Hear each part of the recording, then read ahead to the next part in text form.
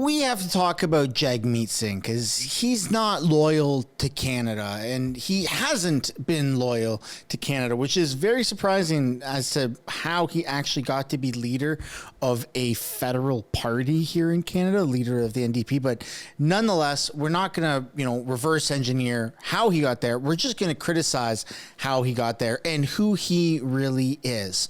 Welcome back to the channel. Welcome back to another video, everybody. Before we get into it, I do want to encourage y'all to smash the like button and subscribe if you haven't already. It does really help grow the channel and help push videos out further. Jagmeet Singh's loyalty is the equivalent of, I've seen some comments from Indians who live in India saying it's the equivalent of India supporting the fact that Quebec should separate from Canada and they should pretty much call for like the death of the rest of Canada.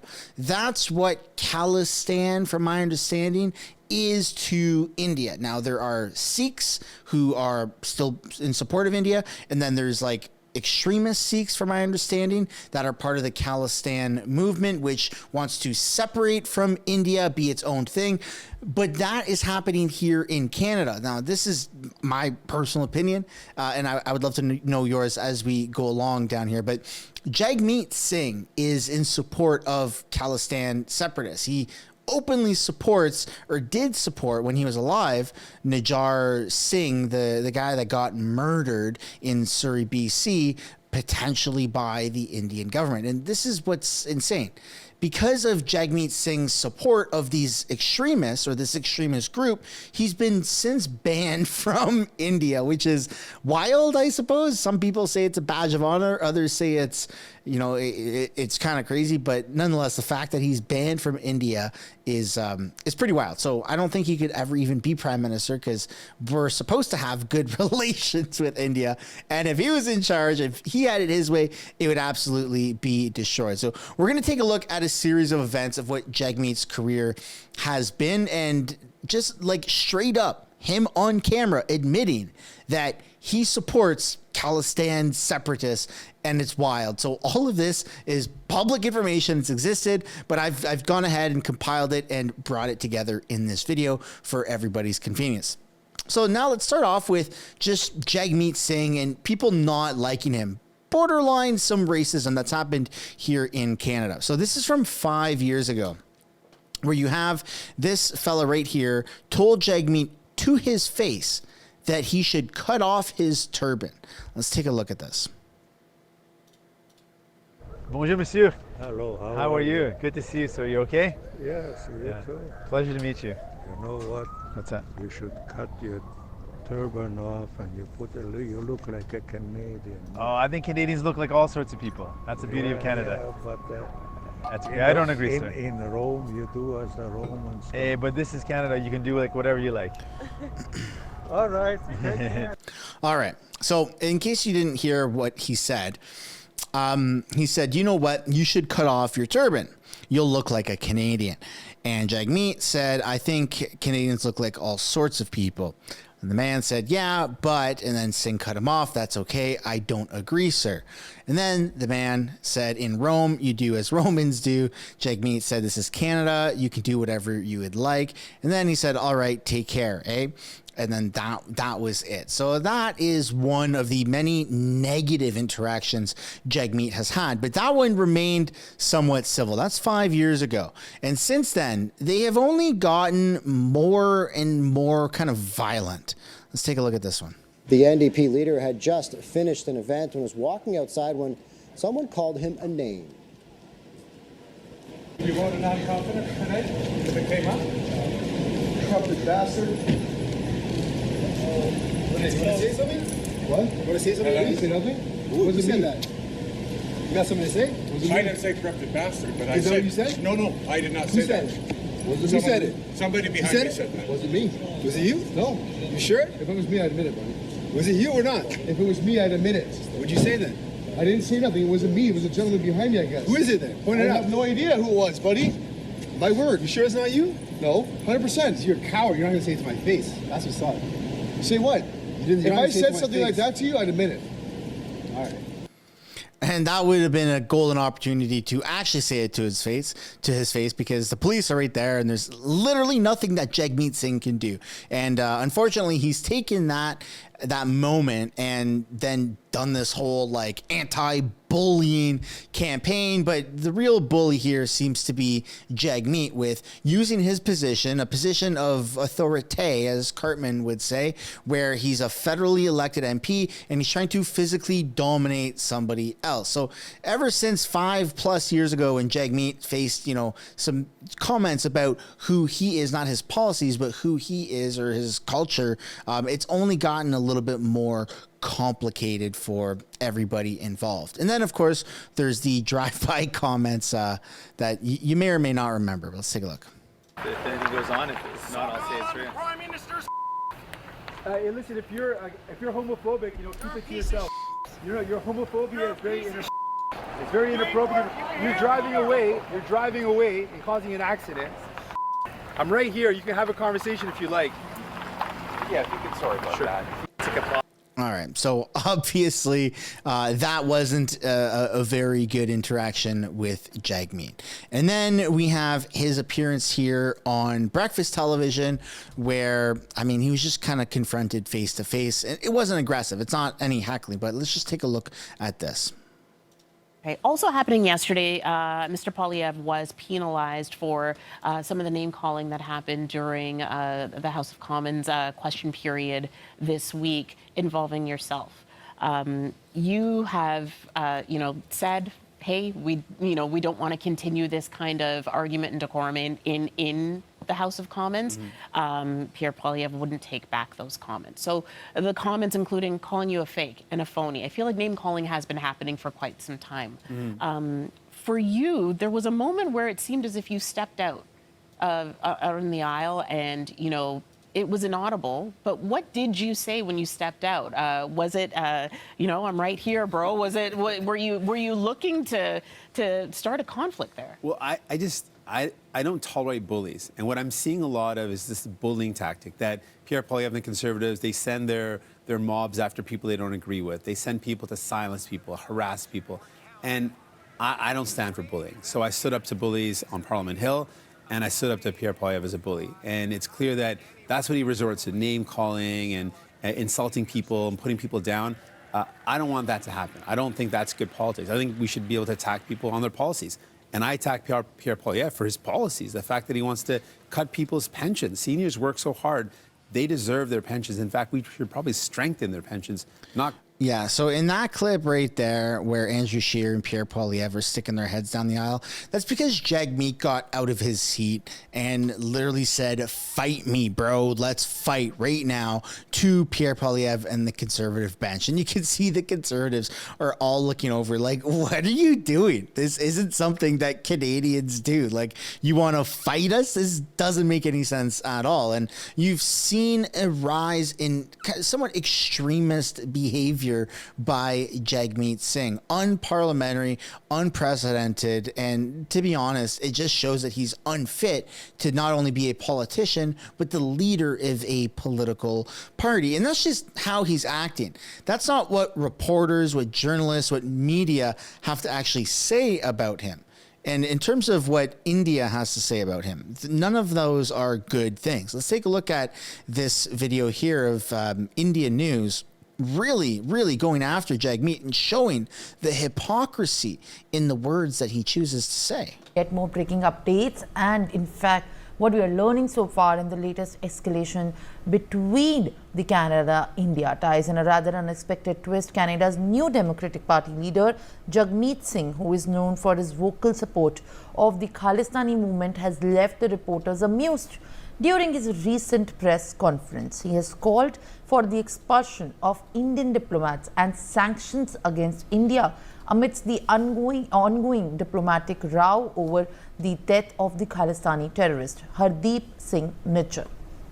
As he continued to make these statements, reporters then began firing off questions to challenge his statements.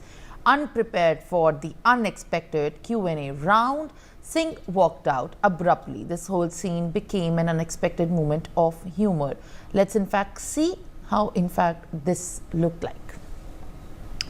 All right, while we just try to play that bite in a bit, let me also get back to my guest Madhav Nalapat, who in fact was speaking to us. And sir, in these series that in fact we are giving the order of the developments that has happened, the action by the Canadian leader, the New Democratic Party leader Jagmeet Singh, is also in a way very amusing. How in fact the people working with the Canadian government and also the supporters of those who have now alleged the Indian government of acting against the Khalistanis are in fact making a mockery of themselves.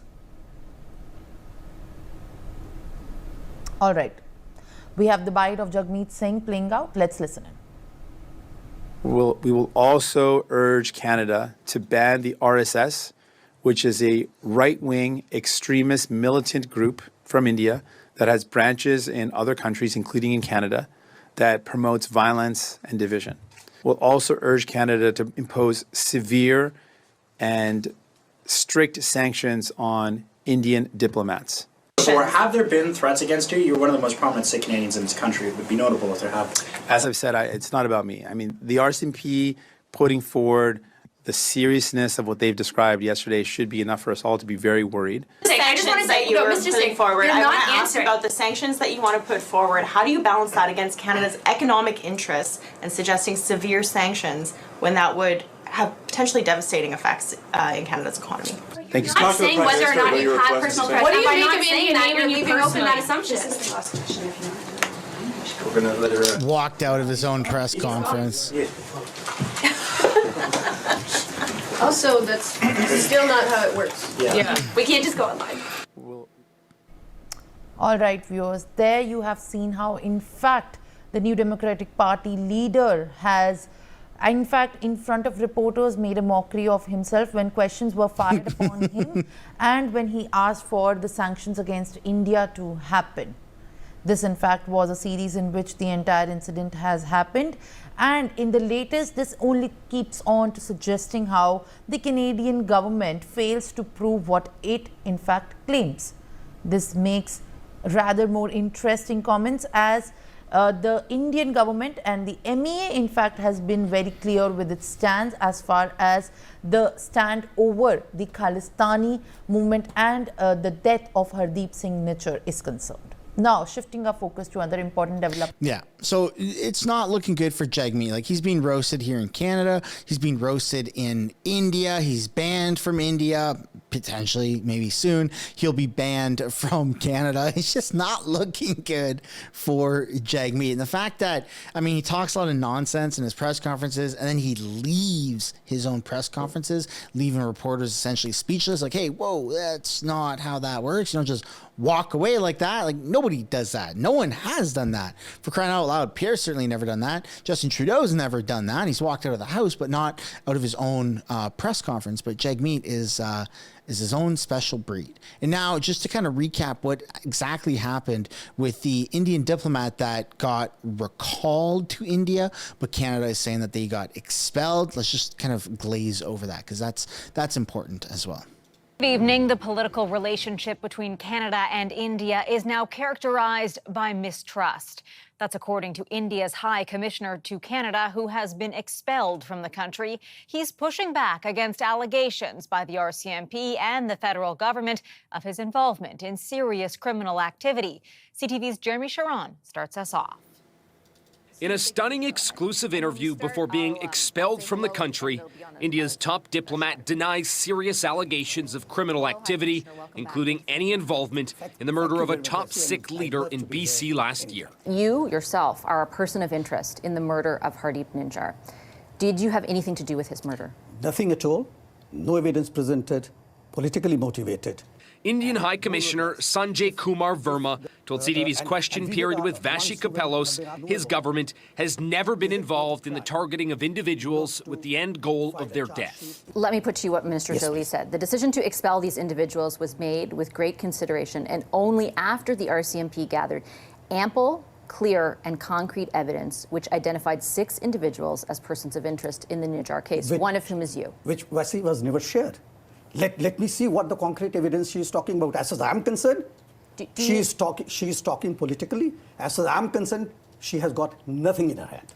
Canada expelled 6 diplomats, including Verma, after the RCMP and the federal government accused them of engaging in serious criminal activity, including homicides and extortions, and targeting members of the Khalistan movement, which India opposes.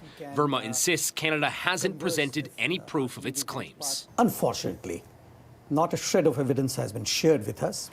The RCMP says its deputy commissioner made attempts earlier this month to meet with his Indian counterpart to present that evidence, but had no success. The evidence that the RCMP has collected has already been subjected to a level of review by the Crown Prosecutor. You can't lay charges with no evidence. Canada's most recent High Commissioner to India says Canadian officials have tried to share information several times in the last year. There's no doubt in my mind that we have shared more than sufficient information and evidence with the Indian side up to now at every level of the Canadian government and the Indian government. India's High Commissioner also accused Prime Minister Justin Trudeau of destroying the bilateral relationship between the two countries, but insisted trade ties won't be affected. Heather? Thank you, Jeremy.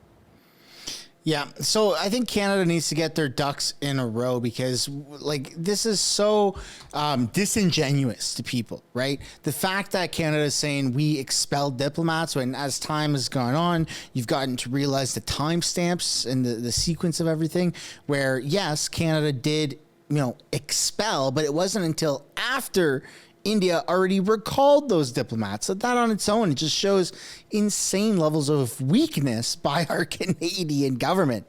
That doesn't make any sense. But here's what Jagmeet said in his recent press conference. We're just going to take a quick little look here. Bear with me, folks.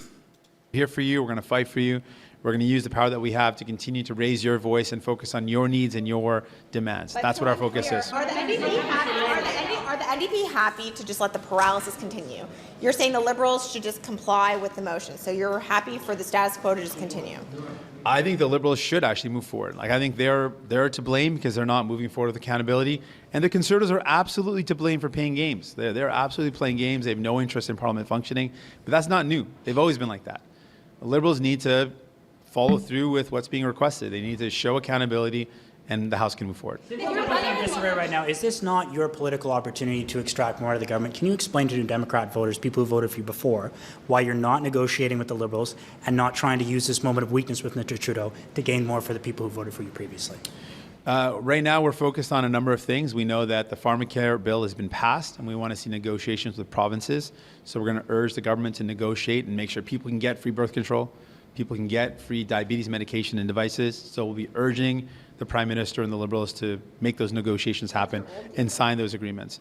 We want to see people get the benefits now. The bill has been passed, but people still don't have medication for free. So we want to see that benefit in people's lives. They want to see people save money, people get the medication they need. So that's one thing we want to see happen. And the Liberals right now, they're the authors of their own demise right now. They need to show accountability and things can move forward. What do you think of the election result in BC, and is this a cautionary tale for a future federal election? I think the BC election it's a tough election, no question about it. It's one where people were certainly frustrated and feel like life is becoming harder and harder. And we saw that in the results. But we also saw that New Democrats can fight back against Conservatives. And at a time that this is the question that was in front of British Columbians was a question that Canadians are going to be faced with. What kind of future do you want? And the future that Conservatives propose, both in that election and for the future, is one where they want to cut your health care. They want to cut the things that you need. They want to cut pensions and cut dental care and cut pharmacare. They want to cut the things that you and your family need. Or what we propose, which is to strengthen things you need, strengthen pensions, fix our health care. These are the choices that people will have to make. They made it in this election. And New Democrats show that we're the only ones that can fight back against Conservatives. And this next election is not going to be easy, but it is the same fight. What type of future do we want? Do you want Conservative corporate buddies ripping you off, or do you want lower prices for food and groceries? That's the choice that Canadians have in the next election, and we're going to be here to say, we've got your back. Yeah, so you can't just go after private grocery stores the way Jagmeet Singh is trying to claim. You can't just manually lower the price of groceries in Canada. That's not how it happens. The way you do it is by fixing how Canada spends its money so we are not in this amount of debt. This is absolutely insane. And with the Bank of Canada rates that are about to be announced in like 24, 48 hours, it's probably going to just shock everybody at how messed up Canada really is right now. But I mean, this whole video is kind of centered around this next piece now. And that's Jagmeet Singh quite literally admitting that he has extremist ties and being confronted about it about 5 years ago on CTV. Let's take a look at this. This is extremely disturbing. Well, a pair of videos place NDP leader Jagmeet Singh at rallies for a Sikh independent home mine in the Punjab, and this raises questions about Mr. Singh's positions on separatism, Sikh extremism, and his failure to condemn the mastermind of the Air India bombing in 1985. Let's find out what the leader has to say. Jagmeet Singh joins me in the studio. Welcome to the program, sir. Great to be here. Let's get a pivotal question out of the way. Do you condemn, without reservation and by name, Talwinder Parmar for his role as the architect of the Air India bombing in 1985? That was, after all, the central determination of Canada's Commission of Inquiry. I think whenever we talk about Air India, we've just got to take a moment to pause to reflect on the fact that this was the worst terrorist act in the history of our country, that hundreds of Canadians were killed, and that the families and loved ones that lost people so close to them still continue to feel the pain. There was an inquiry, and you pointed to that inquiry. The inquiry effectively re-traumatized folks that had to relive through this horrible tragedy, this horrible loss, this horrible terrorist act. And it also left a sentiment of feeling for the Sikh community that they were being painted collectively and being punished collectively for the acts of some individuals. The inquiry ended up identifying Talwinder Singh Parmar. I accept the findings of the inquiry, and I condemn everyone responsible. So I want to make that clear. In particular, yes. And him particularly? Yes. Okay, because this man's face is in temples, and he's been hailed as a martyr despite, as you point out, the mastermind of the worst terrorist attack in Canadian history. There have been events, events where you've attended.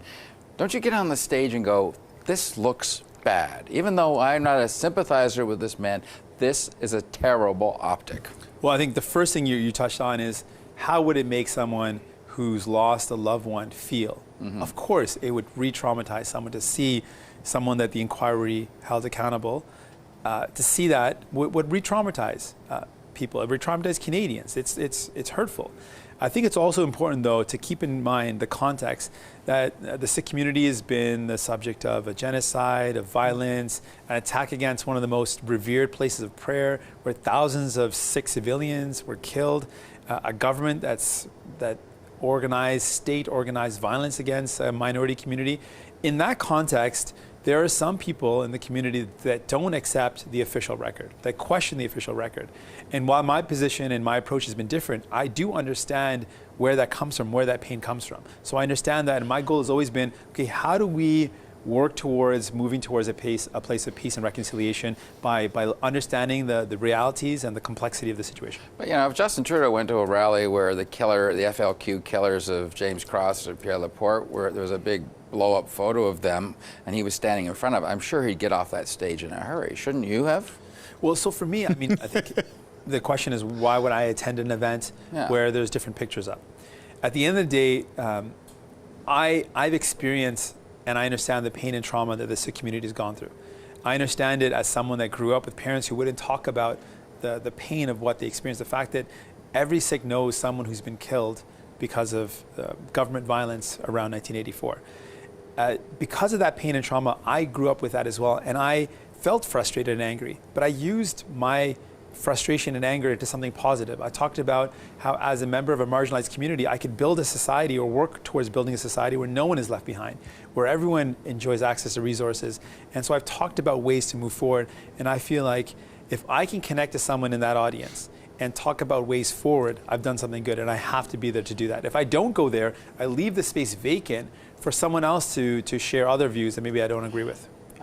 I think most Canadians didn't know what Khalistan was not too long ago. It is an aspirational homeland for Sikhs around the world. There is support for it. You've been to several rallies where that was a central theme. What exactly is your position? Should India be subdivided into a Khalistan, or should India remain an entity unto itself? So the question is an important question to ask, and I thank you for the question. I think, one, my position is very clear in terms of where I stand. I stand in defending the right to talk about it, to talk about self-governance, improving autonomy, self-determination. All these questions are things that are legitimate, that people can talk about in a peaceful, democratic way, and there's no issue about that. Whether it happens in Scotland, in Catalonia, or in India, it's something that people should be allowed to talk about. But because I'm a federal leader in Canada, my position in Canada is a united Canada. But around the world, it's not my place to say whether Scotland should or should not vote for independence, whether that applies to Catalonia or to India. These are decisions made by the people that are in those communities, and it's up to them to decide. Again, politics perceptions reality in many ways, and you're standing beside an individual who reportedly said that Sikh self-determination required taking up arms. You've renounced violence, but wow, is that a guilt by that's not a good look for him. Here? Well, again, there's a complexity to the situation. We have to look at the context where Sikhs were targeted by their own government and were subject to massive violence, and thousands of people were killed. Some people turned to leaders who were protecting and defending people who were being targeted and killed. And some people don't agree with that. The issue is complex, and it's not easy to say I agree or disagree with that. It's important to understand the complexity of the scenario. Do you regret going to those rallies now? No, I would go in the future. I think that if I don't go... You'll go in the future despite all this? Yeah, I miss out on an opportunity to talk to people about what are the ways forward, how one can use the pain and trauma, like how I use the pain and trauma that I've experienced as a kid, and channel that into something positive, transform it into something positive. If I can touch the lives of even one person in an audience, I've done something positive, and I can do that. All right, Jagmeet Singh, thanks for coming in. We appreciate making. His loyalty is clearly not to Canada. He supports extremists from India getting together here and continuing their extremist, narrative, their extremist ties to separating in India and being labeled as terrorists. He supports that, which is very concerning. And this is why we need to watch closely Jagmeet Singh, because I personally believe, and I've seen lots of other people believe, that his loyalties do not lie here in Canada. He doesn't have the Canadian mentality. Look at what he's done. He's held 41 plus million people hostage here in Canada against our will. That's not what a leader would be doing if their allegiance was to Canada. But that's my opinion, and I would love to know yours. This is the end of the video, everybody. If you haven't yet already, I'd like to encourage you guys to smash the like button and subscribe. It would very much mean a lot. Also help grow the channel, help push videos out further, and I will see you all in another video. Bye for now.